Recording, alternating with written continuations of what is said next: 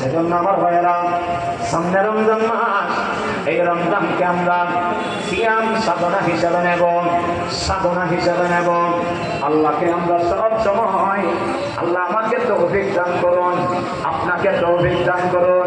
যারা বলুন আমি, আমাদের তৌফিক আল্লাহ দিতে হয়, আমাদের তৌফিক বলেন না আল্লাহরে দিতে হয়।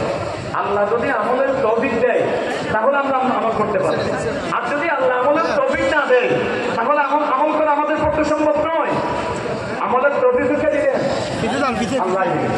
রমজান মাসে রোজাটা ভালোভাবে সাধনা হিসেবে নেওয়া, আল্লাহ আমাকে দেখতেছেন সেটা সাধনা হিসেবে নিয়ে সমস্ত গুনাহ থেকে বেঁচে, একদম বেঁচে দিন কাটানো আল্লাহ আমাদের তৌফিক দান করুন। আমিন।